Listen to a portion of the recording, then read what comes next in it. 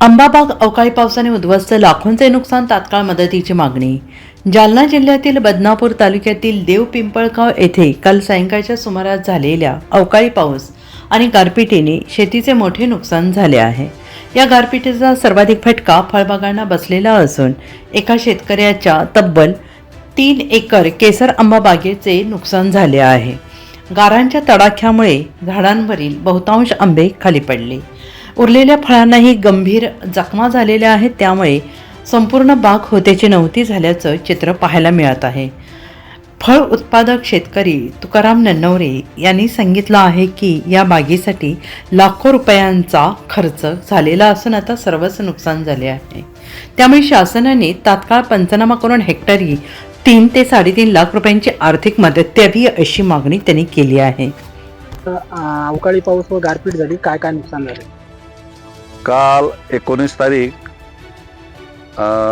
रोज गुरुवार 5, 5:30, 6च्या दरम्यान एवढी भयानक गार आणि वारं आणि पाऊस कमी होता, पण गारा एवढ्या होत्या की निंबू साईजच्या गारा, बोरा साईजच्या गारा, हरभरा साईजच्या गारा। त्या गाराचा काल असा थर जमला होता बघा खाली शेतामध्ये, आणि झाडाला पण एवढे फटके बसले तर आमचं मोसंबी, आंबा जास्त नुकसान झालेलं आहे। बाकीचे जे माल आहे, बाजरा आहे, तुमचं ज्वारी आहे, गहू आहे, हे पण पडले, असे झोपले खाली वाऱ्याने आणि पावसाने। तर आंब्याचं सगळ्यात जास्त नुकसान मोसंबी, आंबा, कांदा, हे कांद्याचे बियाणे होते, कांद्याचे बीज, ते पण नुकसान झालेलं आहे। तर इतकं शासनाने होईल जेवढं तेवढं म्हणजे आम्हाला जितकी मदत करता येईल शेतकऱ्यांना। तर आमचे 2 गावावर जास्त गारपीट झालेली आहे। देवपिंपळगाव आहे, इकडे शिरसवाडी आहे, अजून इकडे गाव असेल एखादं डोकसाळ वगैरे, पण आमच्या या 2-3 गावावर जास्त मारा आहे जालन्यापासून अलीकडे। काय मागणी सरकारकडे?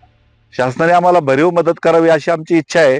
आता आमचा खर्च जवळजवळ 1-1 लाख रुपये खर्च झालेला आहे याच्यावरती, या आंब्यावरती। खत, मेहनत सगळी करून सनी आम्हाला शासनाने कमीत कमी 3.5-4 लाख रुपयाची मदत करावी अशी आमची इच्छा आहे। काय नाव आहे? माझं नाव तुकाराम लक्ष्मण नन्नवरे, राहणार देवपिंपळगाव, तालुका बदनापूर, जिल्हा जालना।